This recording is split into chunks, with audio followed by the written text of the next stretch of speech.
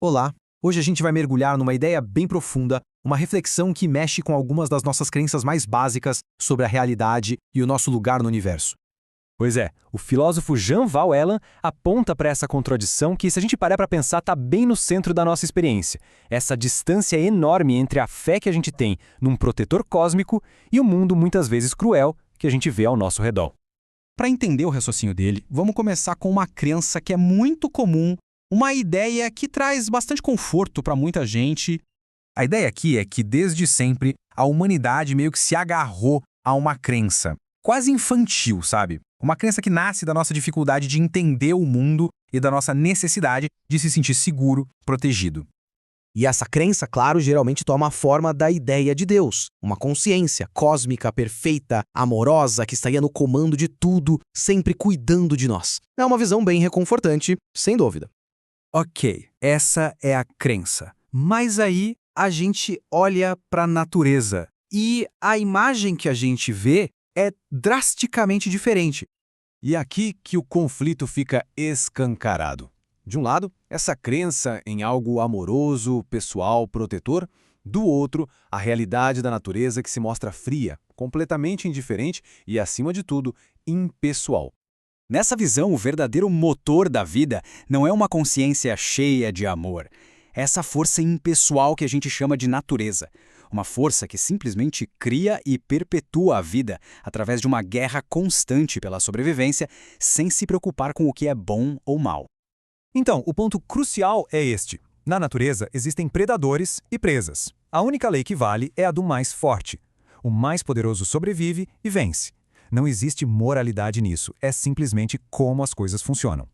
Certo. Se a natureza é assim, tão indiferente, o que isso pode nos dizer sobre a nossa própria espécie? Para tentar entender nosso comportamento, a gente pode buscar uma ideia bem forte lá do filósofo Thomas Hobbes do século XVII, Homo homini lupus, ou seja, o homem é o lobo do homem. E a conclusão dessa linha de pensamento é bem sombria. Nós, seres humanos, somos os predadores mais perigosos para a nossa própria espécie. Muitas vezes, agimos de forma ainda mais cruel do que a própria natureza irracional.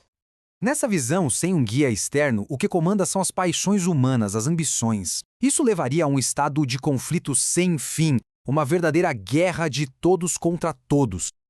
Então, peraí, se a moralidade não vem de um poder superior e também não vem da natureza, de onde é que vêm as nossas regras?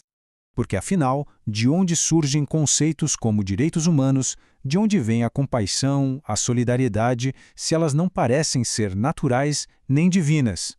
A conclusão dessa lógica é quase um processo de eliminação, né? Não veio da natureza, que só conhece a lei do mais forte, e segundo este argumento, também não veio de um Deus todo amoroso, porque se viesse o mundo não seria tão cruel. Sobra uma opção. A moralidade é uma invenção nossa. E essa parte é fascinante, porque ela vira uma chave. A compaixão e a ética não seriam um presente divino, mas sim uma ferramenta de sobrevivência que nós mesmos lentamente inventamos para conseguir gerenciar nossas próprias tendências destrutivas e viver em sociedade. E é todo esse raciocínio que nos leva à imagem central dessa filosofia, a ideia do abismo da consciência. Pensa assim, o abismo é esse vão gigantesco e aterrorizante. De um lado, a consciência perfeita e amorosa em que a gente acredita. Do outro, a realidade caótica e indiferente em que a gente de fato vive. É a distância entre o que a gente gostaria que fosse e o que parece ser. O problema todo, no fim das contas, é que se apegar a essa crença de uma consciência maravilhosa, que, segundo ele, só existe na nossa mente infantil, nos impede de amadurecer. Nos mantém presos, incapazes de encarar a realidade como ela é. E no final, essa análise toda nos deixa com uma pergunta bem provocadora sobre a nossa busca por entendimento. O que tem mais valor? Uma verdade que perturba ou uma certeza que conforta?